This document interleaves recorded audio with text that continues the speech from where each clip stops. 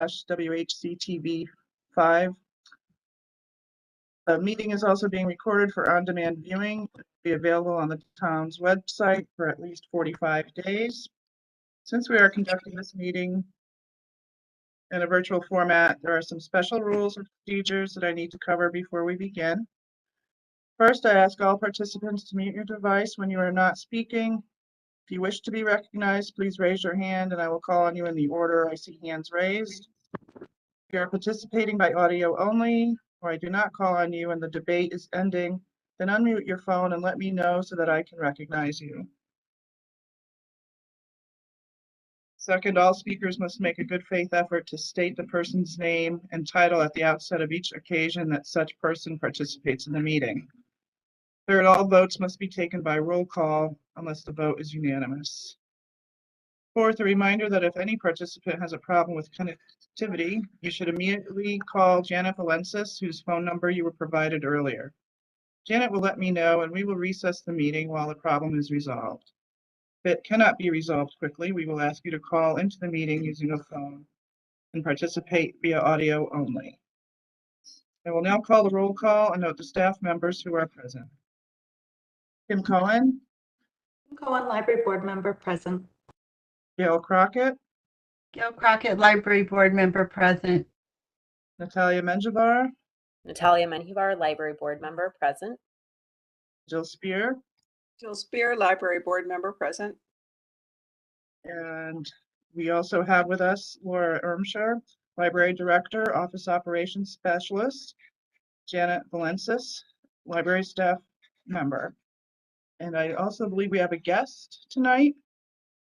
She is Maura Beaudreault, Publicity Specialist at the West Hartford Town Library. So, take care of item number 1.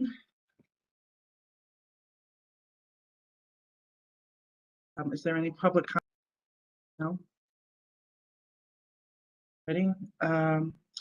Then we're moving on to number 2, approval of the consent agenda for items 4, 8AI, and 8AII. The approval of the consent agenda. So move to approve. Second? Anyone a second? All right, let's show that Gail Crockett moved and Jill Spear seconded the motion to approve the consent agenda. So we're going to move on to number 5, which is the chair's report, which. Do we actually have to vote to approve the consent agenda? You either have to vote, do a roll call vote, or in theory, we can all just say, you know, aye, she with a show of hands, and she can do it. There's no public, you know, watching at this point, so we can do it either way. You do the roll call. You know, I usually did the roll call. All right, let me do that. Sorry, I slipped. Gail Crockett. Approve. Aye. Okay. Jill Spear. Approved. Aye. Kim Cohen. Approved. And Natalia Menjivar. Okay. So now we're officially approved, and we're going to move on to the chair's report, which has nothing new in it yet. I think by next month I'll come up with something, and then we'll continue on to number 6, which covers old business. So we're going to begin. Laura, do you want to introduce Maura officially? Thank you. Laura Ermshire, Library Director. So we are continuing our staff spotlight series, and I'm pleased to welcome Maura Beaudreault, who's here with us. She's our publicity specialist in our programs and publicity department, and she's going to talk to you a little bit about her work, and then we'll have some time for any questions that you may have.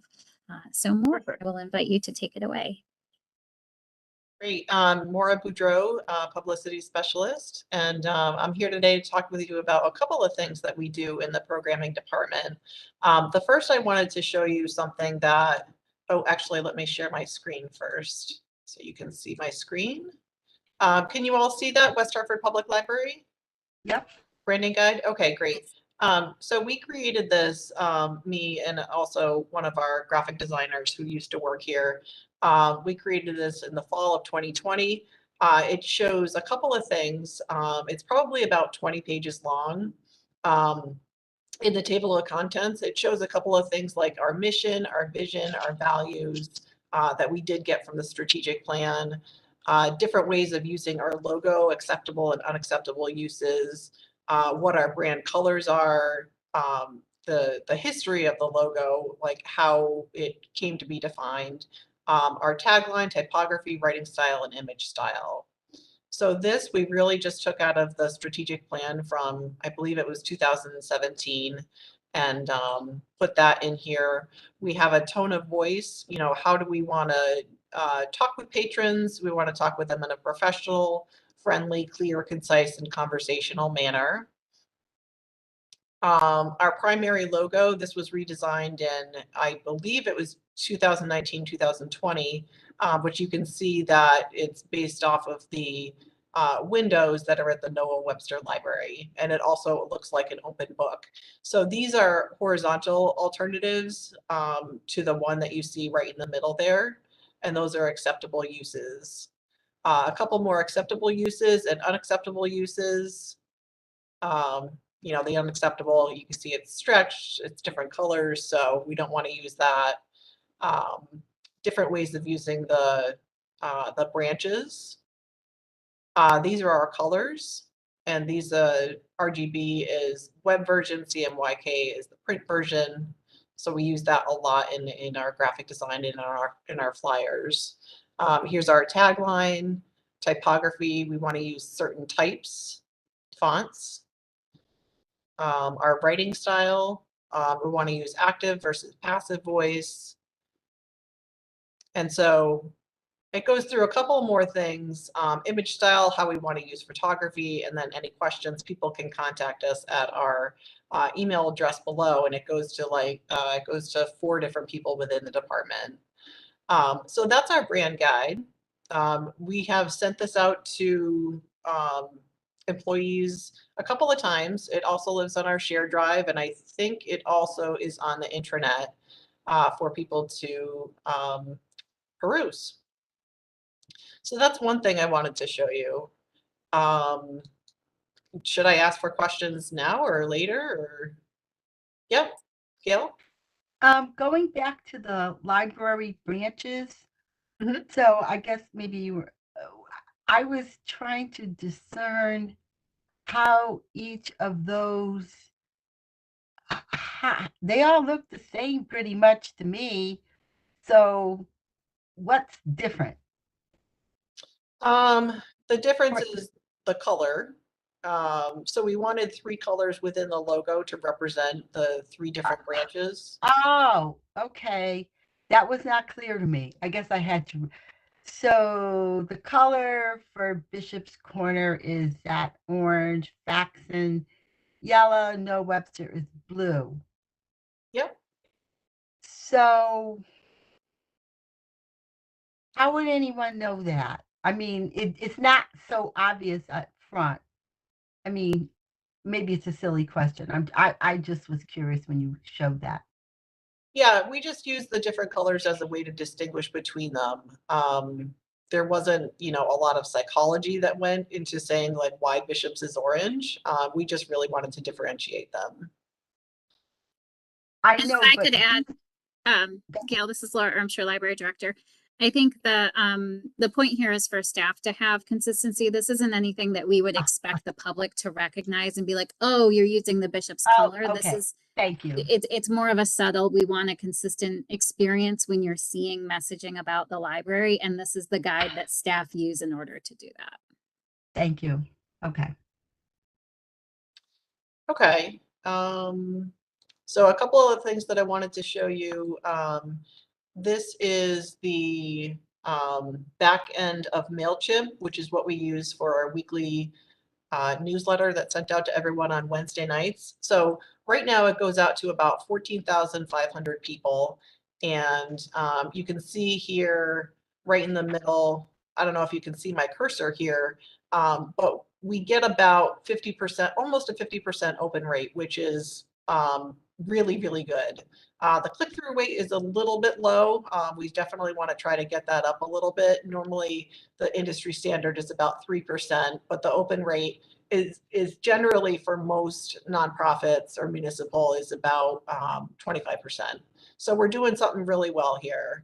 And I just wanted to show a couple of things about the report. The links that we can see what people are clicking on. So for the analytics, a lot of people are clicking on the feature. So the feature for this one was children with special needs, and that got a total of 233 clicks. And you can see all the way down here how many times people are clicking on things. So we do look at this every week. I look at it every Thursday morning. And if something is doing really well, I might put it on the website, or not put it on the website, but put it more prominently on the website so people will find it quicker. And then there's just one more thing I wanted to share with you. Does anyone have any questions about the analytics for MailChimp? No questions, but it's very cool to see the volume of people who engage with it. I mean, I get it and I usually click on it, but I didn't know that was as common a response. So that's neat. Yeah. And another interesting thing is more than 50% of the total opens are from a mobile device. So I would say about 52-53% are people opening on their mobile device, which is really interesting. So the final thing I want to show you is what we do. We call our master program calendar. So I know it's a little small, probably on your screen, but if you look in the columns, you can see the different months and then the different categories or program type that we have. So we have book discussions, regular discussions, such as the New Yorker. So these are every month. Screenwriters, fiction writers, and then below we also have author talks, a lot of miscellaneous that doesn't necessarily fit into a specific category, but you can see what we're trying to do in terms of getting different programs in here that would be interesting to the public. And then also in row 1, you can see we have a celebrated month. So in May, it's Mental Health Awareness Month. It's Jewish American Month. In June, it's Gay and Lesbian Pride Month. September is Hispanic Latino Month. So with that, we'll try to get programs in here that correspond with that celebrated month.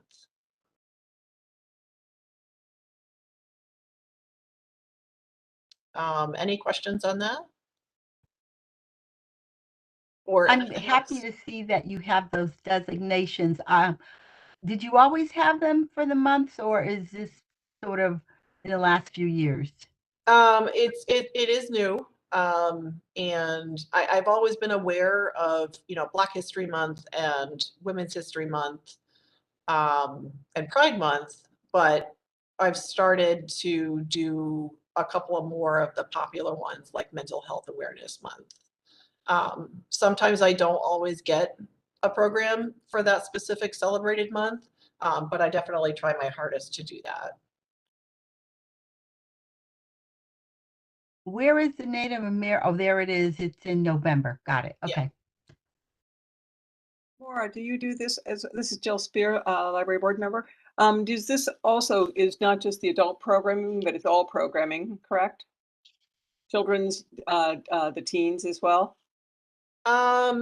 Children's, yeah, Carol does have children's in here as well. Okay, great. Yeah.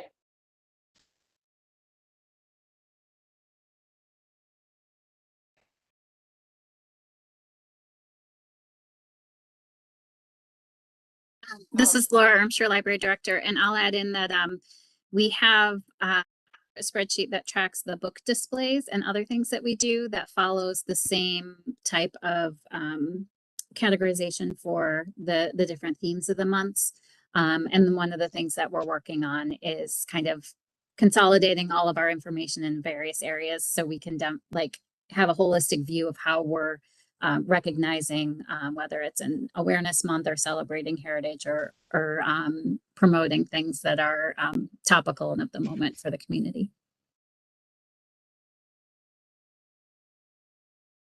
Jill Spira, library board member. I have another question. Have you know it's so great on the internet stuff. You can get the the web. You can get all the clicks through. And I know you keep metrics on the programs. Have you thought about how driving some of the metrics into your spreadsheets somehow too, as well as on an individual level, as well as maybe correlating those to the clicks? Yeah, no, that's definitely a good idea. We don't currently do that, but I can certainly do that going forward. It would be interesting to see, attendance versus opening and the Right. relation. And the other thought I have is, as librarians, this has got to be right up your alley. You have all your taxonomies for the physical material collection. One of the things it's been a pet project of mine for years is to think about our programming with a taxonomy associated with it, and how do the two taxonomies fit together? Just like Laura, like you're saying, you have an overall strategy, so it's a program plus your displays plus your you're highlighting some of your physical collections, whether physical or virtual, but I mean the materials, the books, the whatever.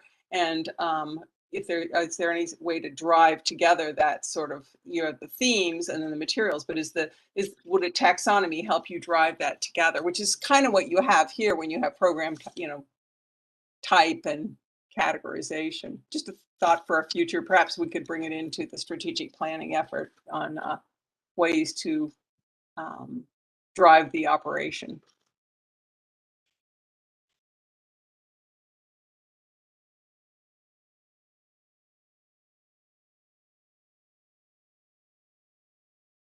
Anyone else have any questions for Maura?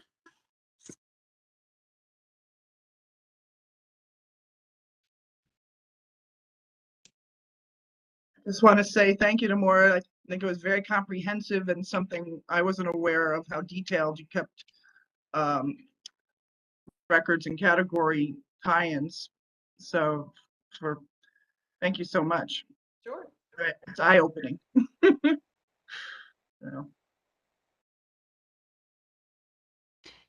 Kim Cohen, library board member. Do we get feedback from the community occasionally about, celebration or heritage months? I mean, I know in the board environment, we talk about things sometimes, but, are there, is there a suggestion box, so to speak? Do we get any feedback from other people? Does that generate any ideas for programs, or is it kind of one-off? So we do have suggestion boxes or comment boxes. They don't necessarily always comment about the programs that we do. Actually, we don't get very many comments in the physical ones. What we do get emails that go to the reference department, and I'm sure they get more feedback than I actually see. Thanks, I was just curious.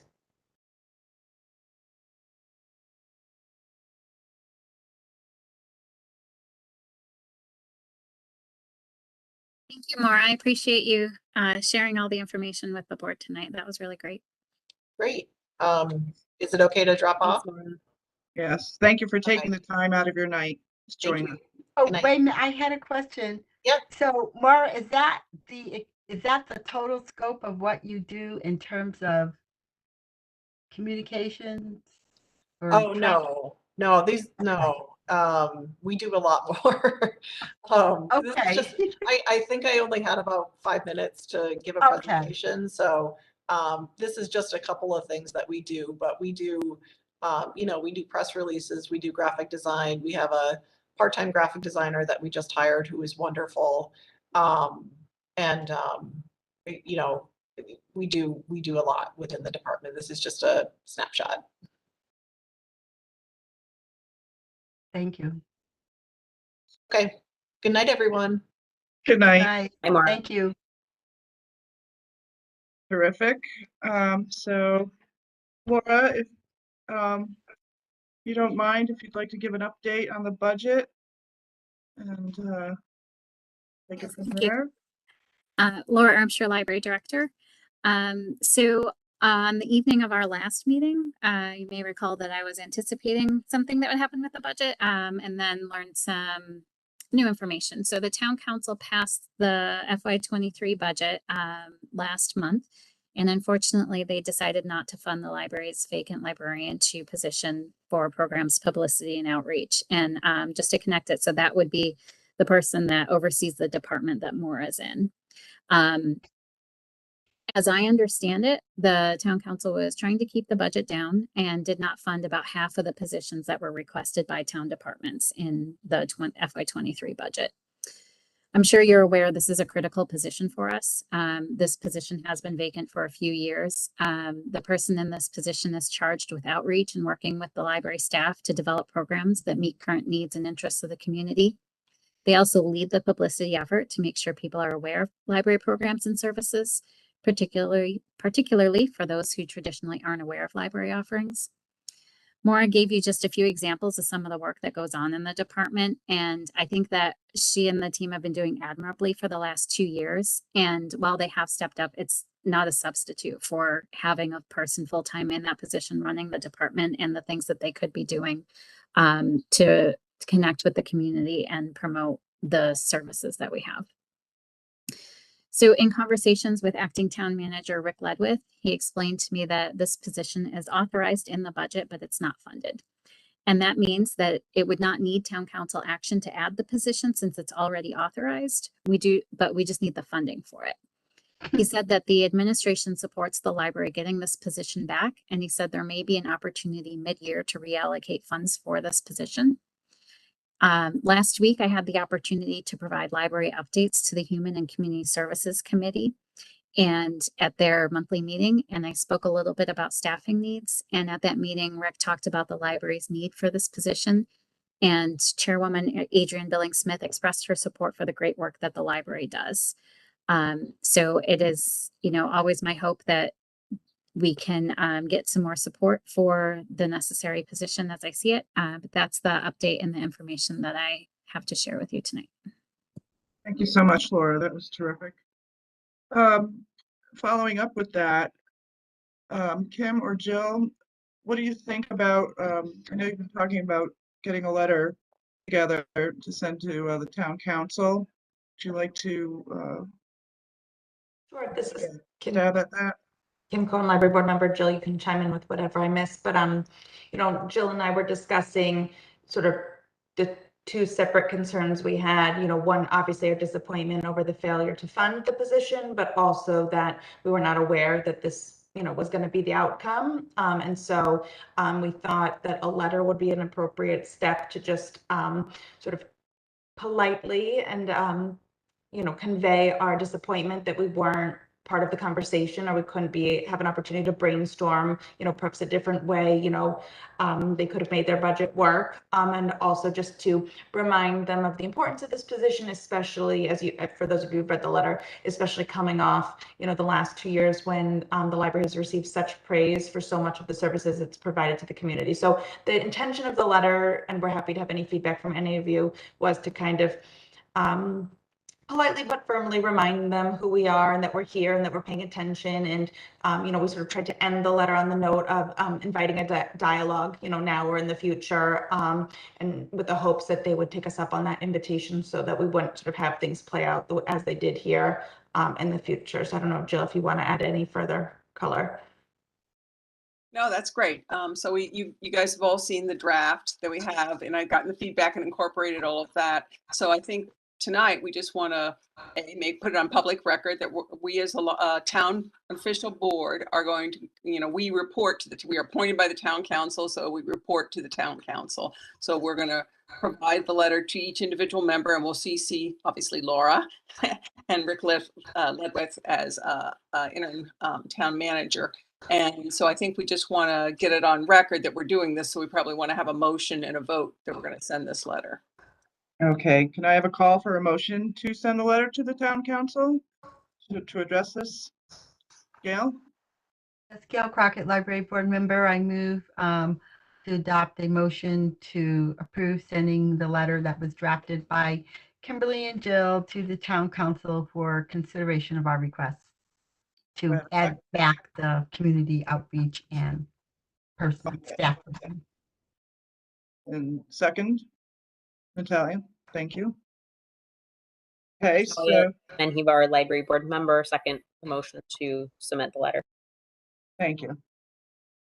So we will head out and see what kind of response we get.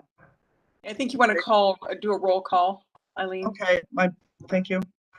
I have a roll call. Gail Crockett, Approve. Natalia Menjivar.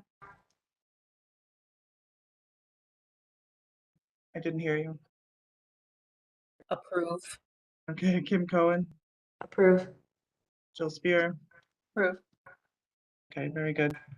So I want to recognize Jill and Kim's great work on getting this together for us to help find that funding out of the budget. And, let's hope the town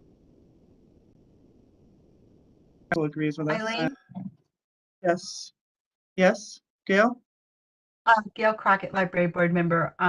Laura, I'm just curious, when you spoke with acting town manager Rick Ledwith, and he said something about trying to find the money midway, did he allude or even give you an idea where he thought that would come from, given the constraints that the town is operating under and the siege that many townspeople are feeling with respect to the increases in this community?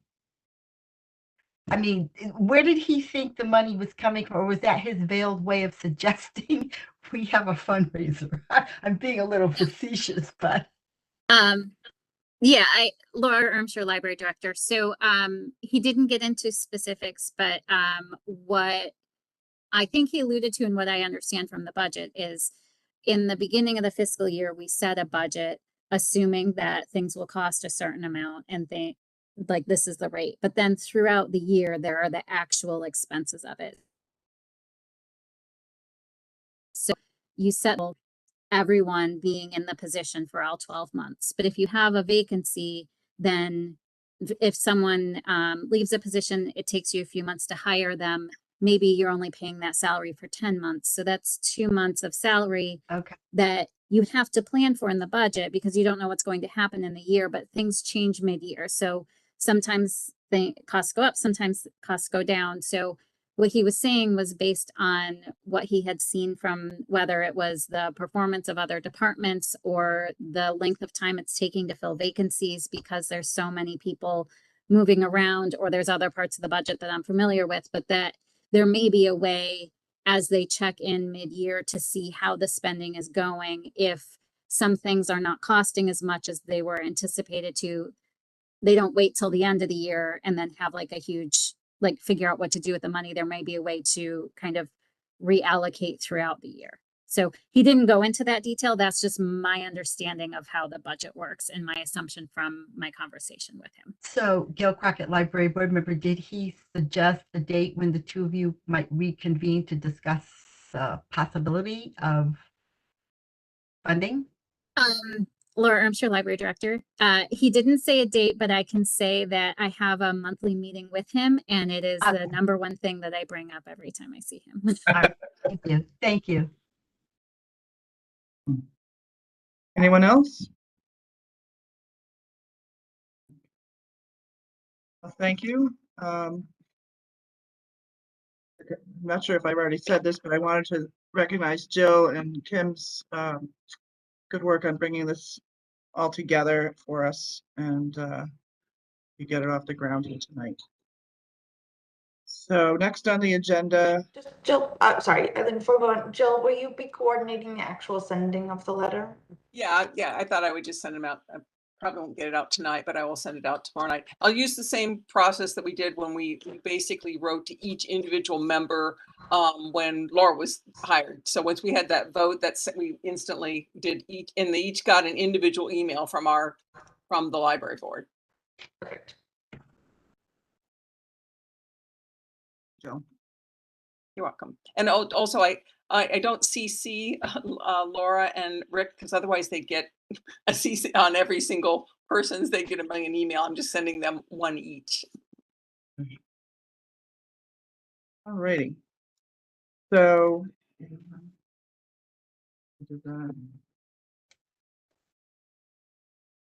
we're going to Laura's director's report, current monthly briefing. I think we're at 8B. I can Or- combine it with my report, but on C, okay. on 6C, we have just an update on the staff professional development. I'm sorry. I got so caught up. I was moving down the page. Thanks for stopping. No problem. This is a brief one, so I'll take this Okay. from here. Laura Ermshire, Library Director.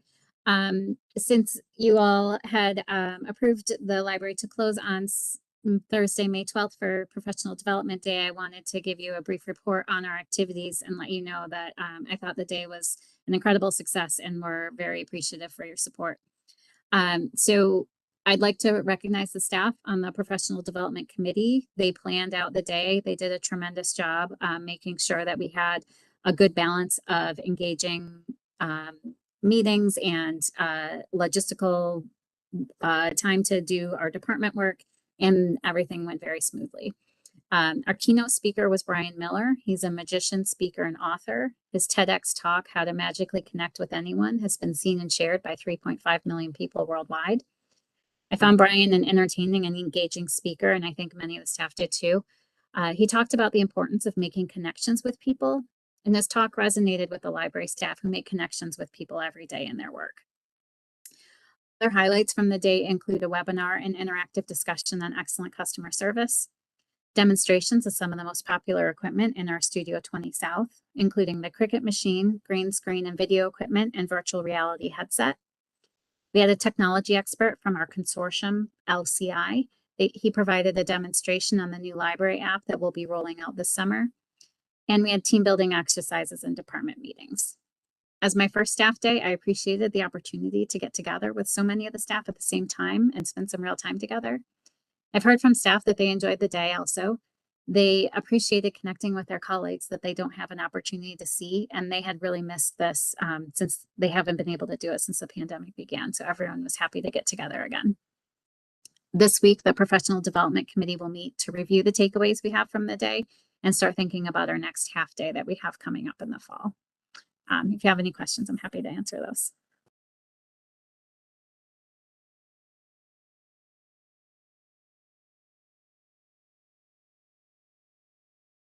Sounds like a good day. And that it's going to be fall before we know it, right? Get underway for that. All right. So now we're moving on below the right order now. And are you all set with everything for the monthly briefing now? Or is there more to follow your update? Yep, I do have another briefing, so I can go into that if you'd like. Okay. I'm sure Library Director. It's fully completed their work with the Witness Stones project to rename New Street to Dinah Road. Led by teen librarian Carrie Karp and in partnership with Dr. Tracy Wilson, members of the Mayor's Youth Council presented at the Town Planning and Zoning meeting and also the Town Council meeting, where both bodies voted unanimously to approve the change by the teens and the significance of the change on many projects during the first year of the Mayor's Youth Council. I'd like to acknowledge the tremendous leadership of Carrie Karp as she navigates